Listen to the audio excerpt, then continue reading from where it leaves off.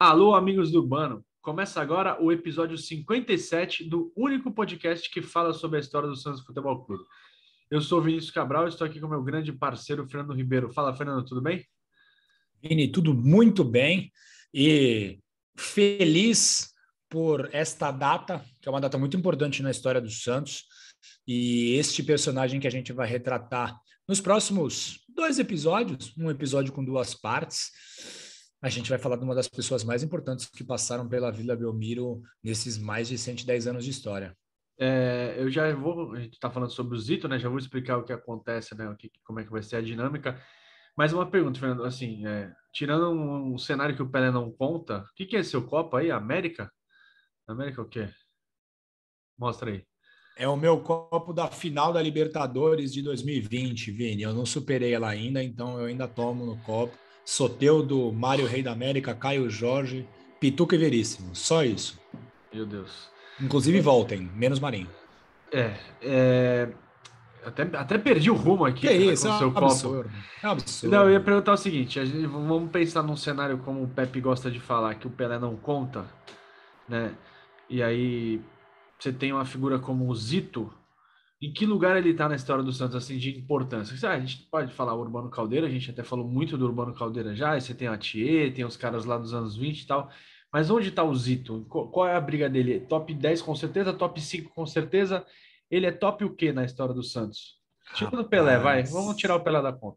É difícil, né? Eu acho que top 3. Eu acho que top 3 e não me É, atrevo a escalá-lo no pódio, em qual colocação no pódio ele ficaria.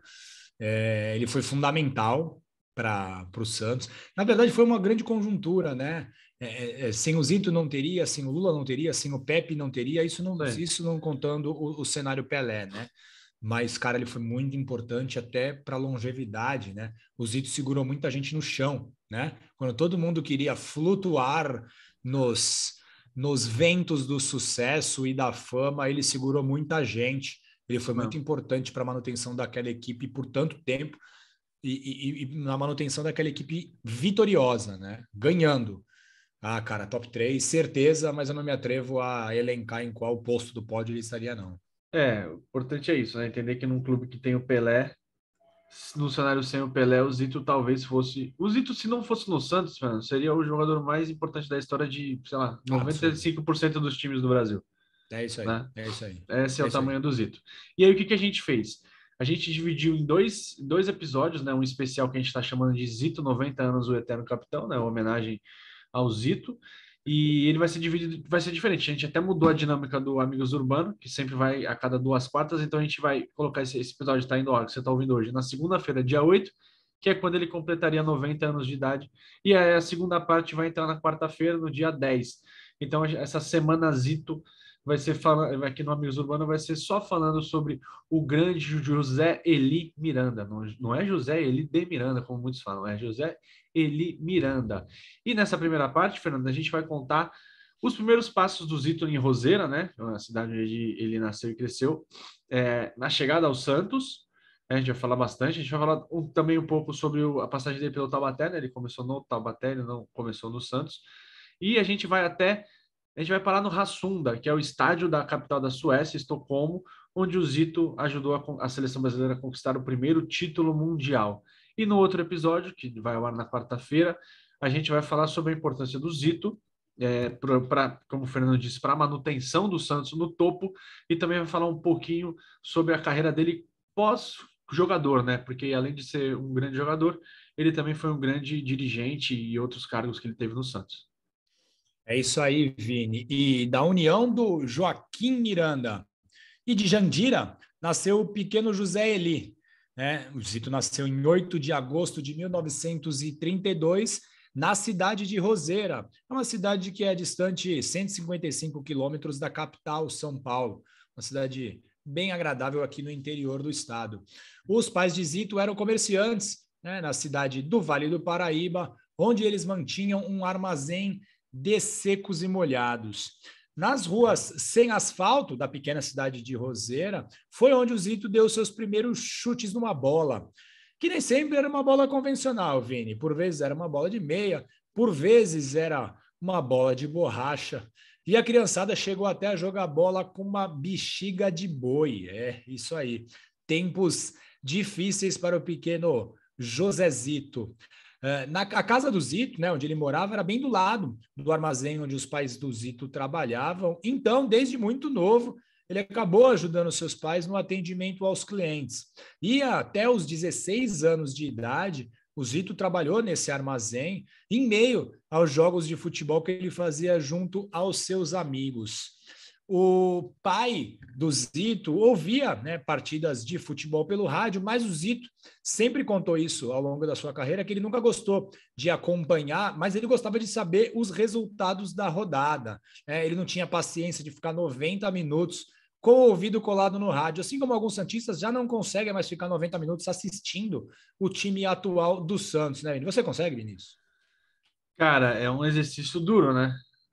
Até quando o Santos ganha é duro, né? Aquele jogo contra a La Calera ali, que não foram Ave 90 Maria. minutos, né? Foi Foram mais, cento e tralalá. inclusive. É, É isso aí. e o Zito já na década de 30 se antecipando ao que a geração da década de 2020 faria. Ninguém, molecada, não vê 90 minutos de bola, né? Não, e é outra coisa também, né? Ouvir no rádio esse time do Santos deve ser pior do que assisti-lo. Então, Ou enfim. não, né? Às vezes é melhor ouvir no rádio, né? Que você não vê. Eu não sei, rapaz, porque não tem um lance de emoção algumas partidas. Contra o Avaí não deu um chute no gol, então deve ser um pouco mais complicado. É. Mas, Viene, e aí fica uma revelação, hein? O futuro craque, Bomba. ele não torcia para ninguém, né? Não era torcedor fervoroso, fanático, mas ele tinha simpatia por um clube. Qual era esse clube, Vinícius Cabral? É um clube que tem irritado bastante a gente, né? O Palmeiras. Zito era um cara que acompanhava ali com um pouquinho mais de carinho o Palmeiras na É década de isso aí, 50, pessoal. 40 e O Zito não era um fanático, não comemorava, né? Não tinha muita participação, né? Não é, ouvia frequentemente, mas ele tinha uma simpatia muito grande pelo Palmeiras. E o ídolo dele, Vini, ele declarou depois, era o goleiro Oberdan Catani, goleiro do Palmeiras, que inclusive ele contou que o Oberdan ficou muito surpreso quando um jogador de linha, um médio volante, Sim. revelou a ele que o ídolo era um goleiro. Então, o Zito, em algum momento, deve ter tentado ter sido goleiro, porque o ídolo era o Oberdan. Ainda bem que ele virou volante, Vini. De verdade, o mundo perderia um grande volante, não só o Santos, né? A seleção brasileira também. E aí, Fernando, o Zito se destacava pelo time lá do Roseira, jogava mais como meia-direita do que como volante. Isso vai ser muito importante lá na frente. A gente vai contar daqui a pouquinho também. A equipe disputava torneios locais e amistosos contra times das cidades vizinhas, né? E a gente chamou aqui, Fernando, o Bruno Lemes, que é jornalista e pesquisador do Esporte Clube Taubaté, que foi o primeiro time do Zico. Do Zito, do Zico não, né? Do Zito. Ele chega aqui para ajudar a gente a falar um pouquinho sobre o início da trajetória do Zito lá no interior do estado. E agora a gente vai pedir aquela ajuda de sempre para ver se está tudo rolando no som do computador, né, Fernando? Share Sound, que a gente é tio, né, cara? Ó, É o jornalismo em verdade.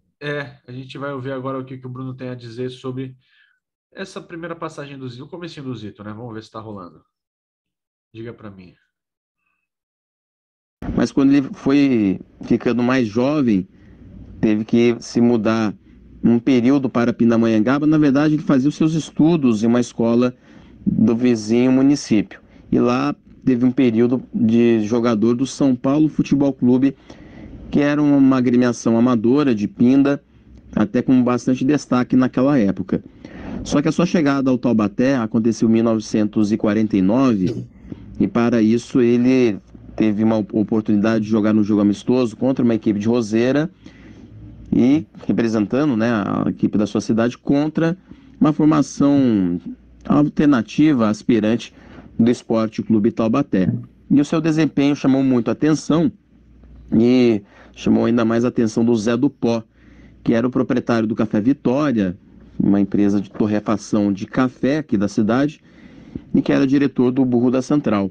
E por isso ele acabou fazendo convite para o Zito atuar, passar por um período de experiência no Esporte Clube Taubaté. Claro que o futebol dele naquela época já despontava e rapidamente ele já ganhou espaço no time principal, na equipe profissional que disputava o Campeonato Paulista da segunda divisão.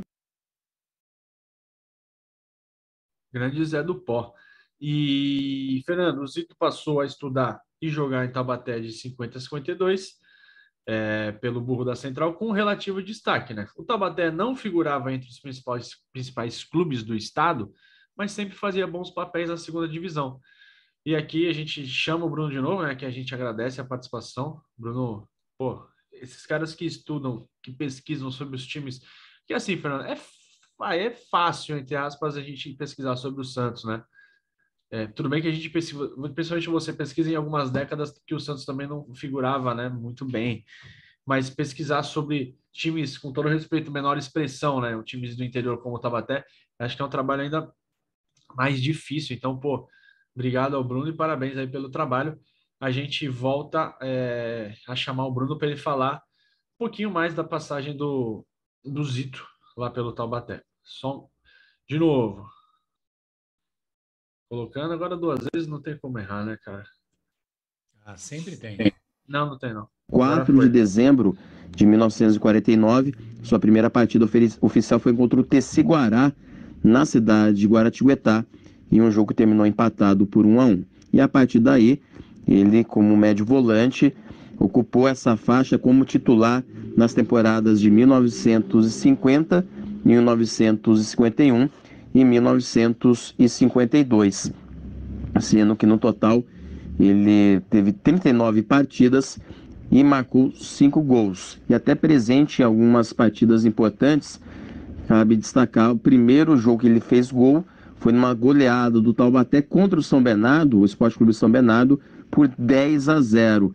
É Todo uma mundo vendo só WhatsApp, da Vini. história do Alve Azul, ele deixou a sua marca. Enfim, jogador que a cada temporada ganhava mais relevância, importância e autoridade dentro do Esporte Clube Taubaté. E claro que as atenções começaram a ser despertadas por outras pessoas. E quem acabou fazendo a ponte para que o Zito fosse para o Santos foi o Dr. Maneco. Ele era um delegado de polícia aqui na região do Vale, torcedor do Taubaté, acompanhava os jogos do Alve Azul no campo do Bosque e fez uma indicação para um dos grandes atletas do Santos, o Antoninho Fernandes. Ele deu a dica: olha, vão lá em Taubaté, acompanhem o jogo e fiquem de olho no Zito. O Antoninho veio ao campo do Bosque, viu o futebol do Zito e daí, na sequência, já se sabe, né? O Zito saiu do Taubaté e foi para o Santos Futebol Clube. Ou seja, a sua passagem pelo Burro da Central, um bom desempenho, apesar do time não ter feito grandes campanhas e só vir a ser campeão do Campeonato Paulista da Segunda Divisão em 1954. Mesmo assim, o Zito ganhou projeção durante toda a sua passagem e daí foi para o Santos Futebol Clube. Aqui em Taubaté fez muitas amizades e até num período que ele ganhou uma identificação tão grande com os companheiros de equipe, como também com a cidade, que ele só queria jogar no Taubaté. Mas aí quando soube da proposta do Santos, é claro que não pensou duas vezes e alçou voos maiores e o resto vocês vão contar aí no podcast, tá bom? Essa é um pouquinho da passagem do Zito, que tem muitas outras curiosidades em relação à sua atuação com a camisa do Alve Azul, mas aí fica numa outra oportunidade. Grande abraço para você, Fernando, para os companheiros e para todos que acompanham o podcast. Sempre tem como errar, né? Tá aí. Coloquei, acho que eu coloquei para compartilhar a tela e não apenas o áudio, Fernando. É Então foi por isso isso. aí, O garoto. pessoal viu todas as minhas conversas aí, a CIA, o FBI podem ficar tranquilos que tá tudo tranquilo por aqui. Trabalho do Snowden facilitado. E a gente ouviu o Bruno contar, né? O Zito chamou a atenção do Santos, né? E aí, Fernando, entra em campo um outro cara que tem extrema importância na nossa história, né? Que é o Antoninho Fernandes. Ele foi assistir o Zito jogar e aí indicou a contratação do Zito e também do meia esquerda Hugo. Os dois não fizeram teste, né? Algo que o Zelov popularizaria nos anos na década de 2010, né? Foi 2012 ou 11 por ali que ele não quis fazer testes no Milan, com razão. Sim, E aí sim. não ponho ele ele estava certíssimo, cara. Sim, mas o Zito não tinha Libertadores para poder jogar essa carta Zelov, né? O Zelov tinha já, jogou, mas o Zito deu um passo mais arriscado ainda. E o Zito, apesar de muito talentoso, né, de todas as qualidades que ele tinha como jogador, não foi titular na posição de origem imediatamente no Santos. Isso, e aí a gente já vai pegar mais uma ajuda dos nossos amigos, o pesquisador e amigo nosso Wesley Miranda, lá da ASOFIS, Associação dos Pesquisadores e Historiadores do Santos, conta um pouco sobre os primeiros tempos de Zito aqui no Santos, Vini, e como a polivalência do craque foi determinante nesses primeiros momentos aqui na Baixada Santista. Vocês estão vendo a minha tela aí, minha pastinha? Eu não sei por que está acontecendo isso. Vamos ver o Wesley. Bom, primeiramente, é um prazer muito grande poder falar de uma figura tão imprescindível na história do Santos como o senhor José Eli Miranda, o nosso eterno capitão Zito, ou como se preferir, o eterno gerente, apelido herdado ainda quando jogador em 1967, um ano antes de pendurar suas chuteiras e depois assumir o cargo, que também fez histórias como gerente de futebol em várias gestões vencedoras da história do Santos Futebol Clube. Sobre esses primeiros anos na Vila, um time ainda em formação, o bom volante Zito, na verdade, era uma espécie de faz de tudo. Volante, médio, lateral esquerdo, direito, em todas as posições que precisava ele estava ali. Como fora Gradim, anos antes, e como seria Lima alguns anos depois. Esse ainda com muito mais destaque, né? O Zito, inclusive, tem uma foto que ilustra ele com várias camisas com números diferentes.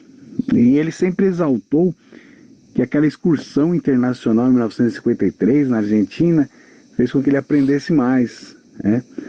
Enfrentar novas escolas agregou muito na carreira dele. E aí, Fernando, tem essa parte do áudio do Wesley, grande abraço pro Wesley, nosso parceiro. O pessoal fala, mas jogava excursão, não jogava não sei o que. Cara, olha a importância aí para um jogador conhecer, pensei que a gente estava nos anos 50, né? De conhecer outras culturas futebolísticas, né? Então, quando o Santos ia jogar ao redor do mundo, sempre tinha alguma coisa a acrescentar pro jogador e pro time, né? Era um mundo diferente para você ver uma equipe como que jogavam os argentinos. Era só quando você enfrentava-os, né? Não tinha possibilidade de você assistir tapes ou ter análises, enfim. E é muito importante esse intercâmbio cultural para o amadurecimento dos jogadores, e com o Zito isso foi também preponderante. Mas voltando a 52, Vini, quando o Zito chega na Vila Belmiro, ele atua só em 22 dos 57 jogos que o Santos fez naquele ano, né? E o primeiro jogo do Zito com a camisa do Santos foi em 29 de junho de 1952, um amistoso diante do Madureira, na Vila Belmiro. O Santos ganhou por 3-1, com dois gols do Hugo, que chegou junto com o Zito, lá do Taubaté, e um do Tite, avô dos nossos amigos Lucas, Daniel e Marcos Paulo. O Zito jogou na... Pode falar. O Lucas tá precisando se acalmar, né? Isso, ele calma, tá muito Lucas. nervoso, cara. Tá. Ele ouve a gente aqui, mas ele tá muito nervoso, cara. Mas os chiliques do Lucas são sensacionais e muito necessários. Inclusive, Lucas, faça um canal. A Nação Santista precisa ouvir os seus lamentos e suas lamúrias. Vamos colocar um dia o áudio que ele mandou, aquele áudio maravilhoso. É maravilhoso aquele áudio.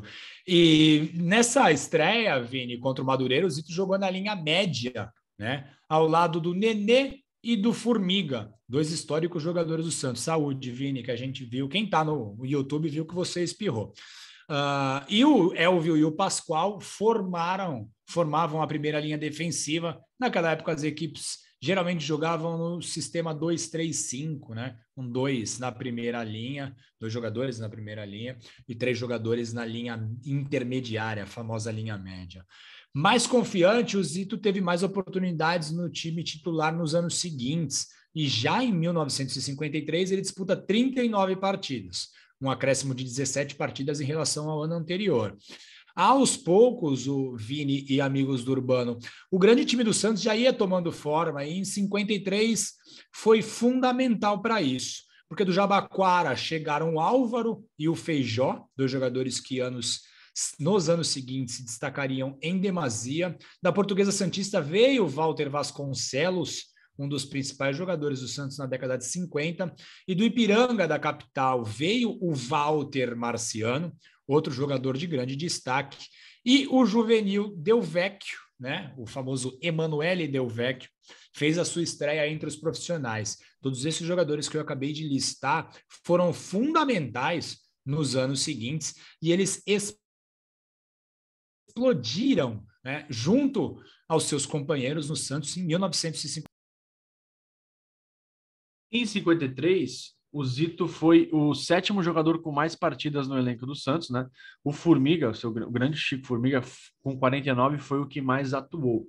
O Zito já estava melhor ambientado, né, na vida na cidade, e aí começava aos poucos a mostrar tudo que ele sabia, né? Ele tinha desenvoltura para jogar, ele sabia sair, ele sabia defender, sabia armar. De novo, mais para frente, no segundo episódio, a gente vai falar um pouquinho de como era o Zito em campo, ao contrário do que muitos pensam. O Zito era um cara até um pouco mais ofensivo do que o Mengalvio, por exemplo. Mas já é uma outra geração de jogadores que a gente está falando. A presença de jogadores experientes também ajudou muito, né? O Nenê, o Antoninho, o próprio Elvio e o Pascoal acabaram servindo de referência para os mais jovens, né? O Zito, como era o mais jovem, conseguiu absorver o que essa turma falava e fazia em campo, né? Na sua terceira temporada pelo Santos, ele ainda brigava para se firmar como titular, na posição que ele mais gostava, que era como volante. Aí entra um outro personagem de extrema importância, que é o Lula, o campeão esquecido. Se você quiser comprar o livro do Lula, se vira aí, Fernando e Editora Corner, manda um DM aí pro Fernando Lula. Só chamar no DM do Amigos do Urbano que estamos fazendo uma encomenda, viu, Vini? É isso aí, procura lá, porque é um livro que vale muito a pena. E aí entra em cena o Lula, que substituiu o italiano Giuseppe Ottina, e mudou muita coisa na Vila Belmiro, né? O Santos, apesar disso, né, apesar do Lula ter feito todo o sucesso, mas não começou tão bem. O comecinho dele no Rio São Paulo foi muito ruim. O Santos chegou a ficar na lanterna, mas no final reagiu, venceu 3 dos últimos 4 jogos da competição. E aí, Fernando, depois de participações com pouco brilho no Paulistão, o desempenho de 54 foi notável. Comandados pela técnica de Walter Marciano, pela segurança defensiva de caras como Formiga, o Santos chegou a disputar as primeiras posições e terminou na terceira colocação do campeonato, um lugar bastante honroso, até devido aos últimos acontecimentos, né? Começo dos anos 50, os anos 40, o Santos não tinha tanto destaque. Formiga e Walter foram eleitos os principais destaques do torneio e ficou evidente que a continuidade do trabalho renderia bons frutos ao time da Vila Belmiro. As 2 vitórias contra o Corinthians, que foi o campeão do torneio, mostraram que o Santos tinha muita qualidade e que os próximos anos poderiam ser promissores. Isso, Vini. E já passando para 1955, que foi o ano da redenção santista, o Zito tornou-se ainda mais fundamental. O Wesley Miranda volta aqui para comentar sobre a conquista do título daquele ano e também sobre a participação do Zito no bicampeonato no ano seguinte. O Santos com Zito conseguiria ser bicampeão paulista, algo inimaginável quando o Zito chegou na Vila Belmiro em 52. Dessa vez sem ver o meu WhatsApp. Boa! A campanha do título paulista de 1955, o Zito estreou na terceira rodada do certame e fez 19 jogos, os 26 que o time fez na campanha do título, sendo figura indispensável, atuando de médio esquerdo, médio direito, volante e anotou 2 gols. Infelizmente, não podendo atuar a final, o Urubatão foi o volante com o Formiga completando o time. Já na campanha de 1956, ainda sem meio que posição fixa, revezando no meio com o Urubatão e atuando na lateral direita e esquerda, fez incríveis 35 jogos dos 36 que o time fez na campanha. Ele ficou de fora apenas de um, contra o 15 de Piracicaba. Na campanha ele marcou 4 gols. Aí para o Zito, o bicampeonato paulista teve um gosto diferente da primeira conquista. O título conquistado na capital foi um feito grandioso em um time de fora dela. Além do fato dele ter jogado a partida decisiva contra o São Paulo Futebol Clube e caindo um choro incontido que foi flagrado no jornal A Gazeta Esportiva. Ô, Fernando, vale aqui só destacar que o Wesley tem bastante proximidade, né, com a família do Zito, né?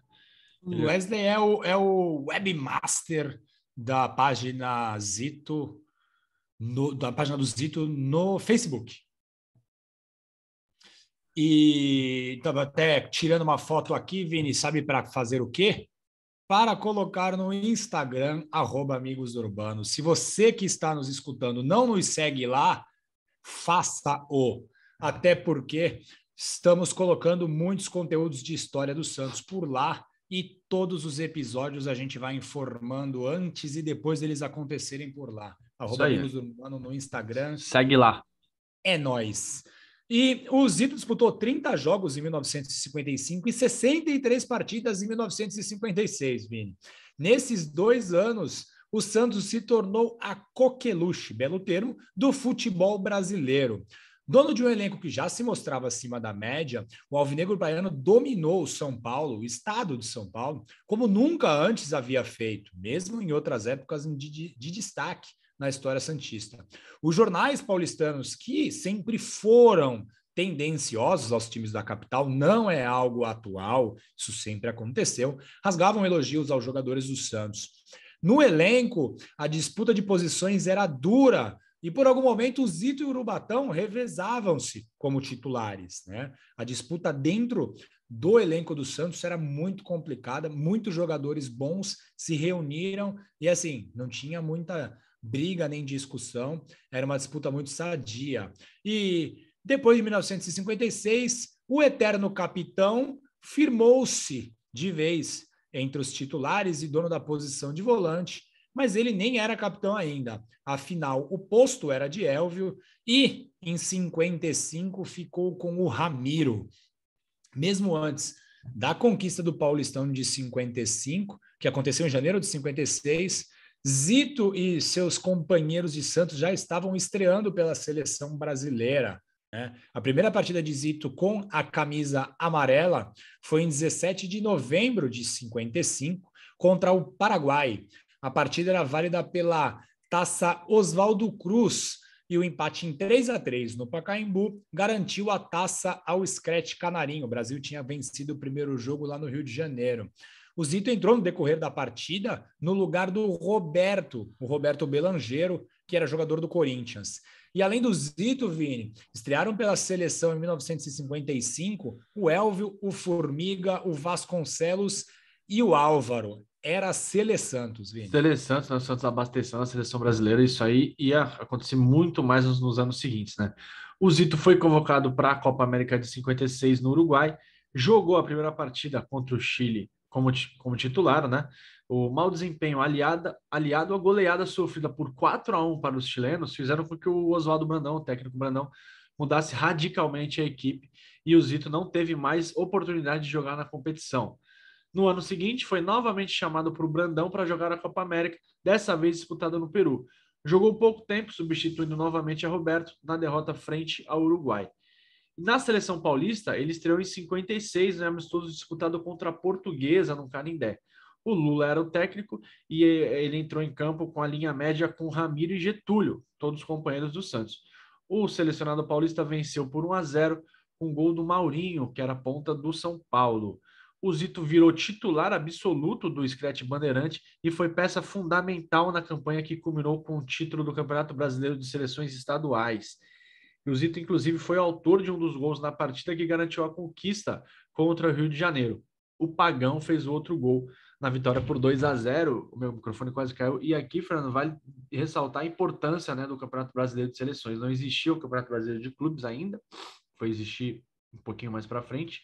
Então, essa força era medida com seleções estaduais, né? É engraçado pensar, né? A gente viu até, de vez em quando até tinha uns jogos Rio São Paulo, lembra? Nos anos 90, mas era bem pouco, era coisa passada. Amistosos, né? Isso. Cara, era uma rivalidade, era um peso muito grande o campeonato de seleções. Hoje é impensado pelo calendário, mas é como se a gente formasse aqui uma seleção do Paulistão, jogasse contra a seleção do Carioca, do Mineiro e assim vai indo e o bicho pegava. O Brasil era uma grande Europa naquela época, né, Vini? Então, sim, os clubes jogavam dentro de suas federações e a Champions League era disputada pelos combinados. E assim, era de extrema importância. Hoje, talvez para os mais novos, é difícil conseguir imaginar o quanto era importante a participação no Campeonato Brasileiro. Era a nata do futebol brasileiro se enfrentando, né? Então, eram os principais jogadores dos clubes paulistas enfrentando os principais jogadores dos clubes cariocas, mineiros, baianos, enfim. Era um campeonato de muita importância. Na campanha de 1959, né, o Zito novamente foi titular e novamente foi campeão. E a sua última partida pela seleção paulista foi no jogo decisivo desse Campeonato Brasileiro de 59, novamente contra o Rio de Janeiro. São Paulo ganhou por 2-1 em pleno Maracanã, com gols de Russo contra e do Servilho. Os paulistas contavam com um time fabuloso, Vini, e tinha no 11 inicial nomes como Gilmar, Formiga, Julinho Botelho, Servilho, Pelé e Pepe.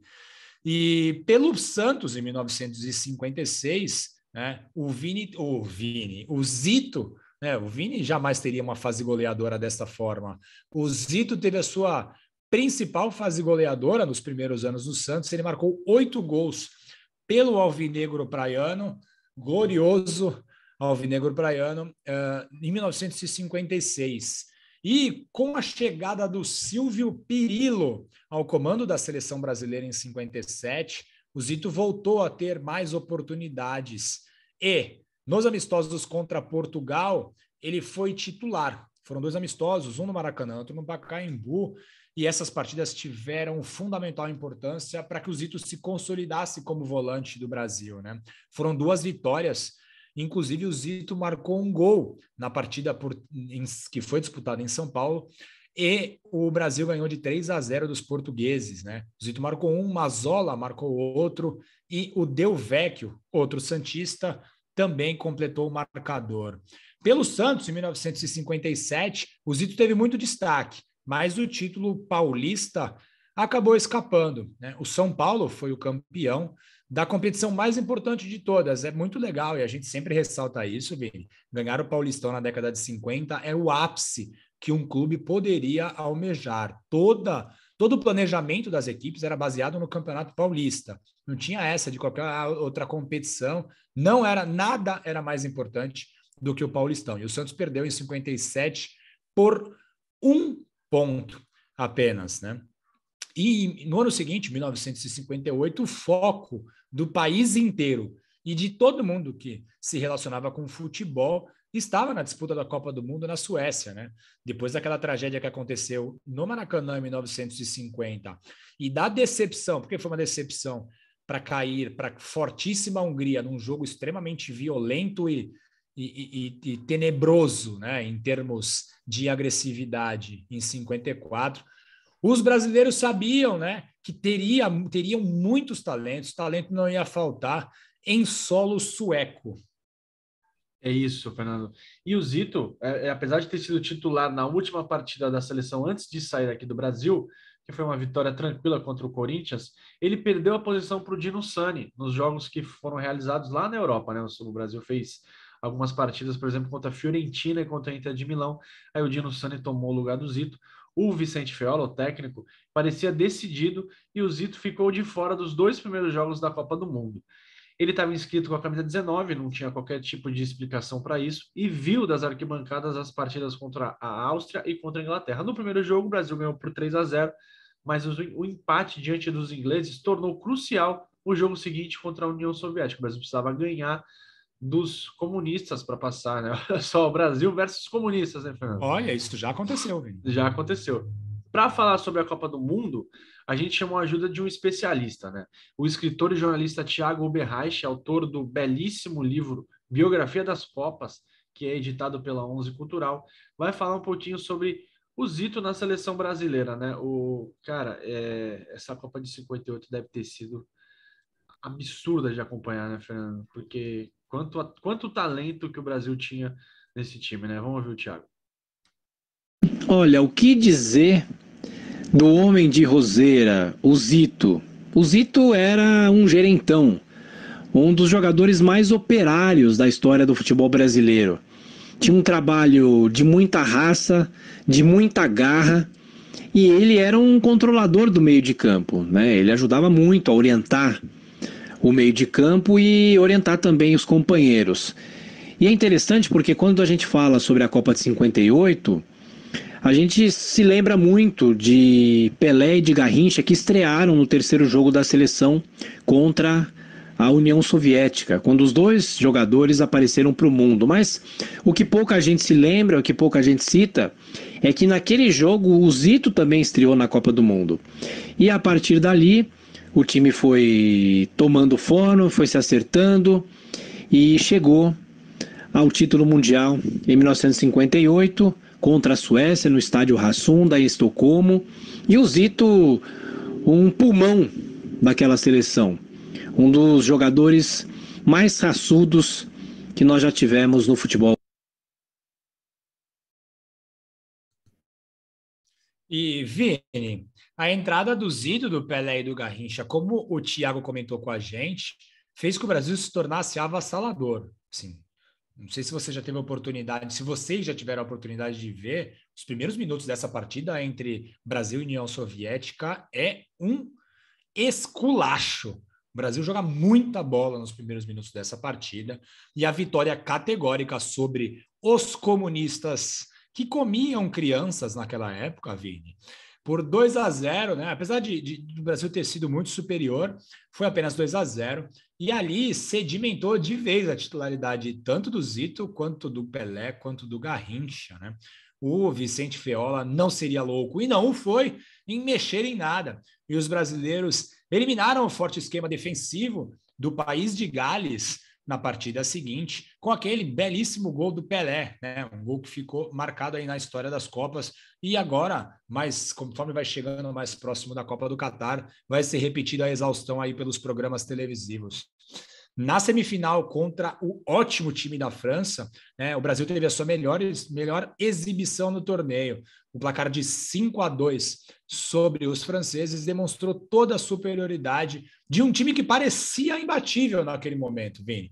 Com Pelé e Garrincha em alto nível, suportados por jogadores do quilate de Didi, Zito e até o próprio Zagallo, o Brasil chegou à final como favorito, mesmo contra os donos da casa. E aí, Vini, em 29 de junho de 1958, no estádio Razunda, o menino de Roseira foi peça fundamental para a vitória brasileira. Nem mesmo o gol do Lidon, que abriu o placar para os donos da casa, tirou o ímpeto do ótimo time do Brasil. A virada não demorou a chegar e, novamente, por 5-2, o Brasil venceu um adversário europeu. Fernando, ninguém perguntou, mas eu vou lançar a braba aqui.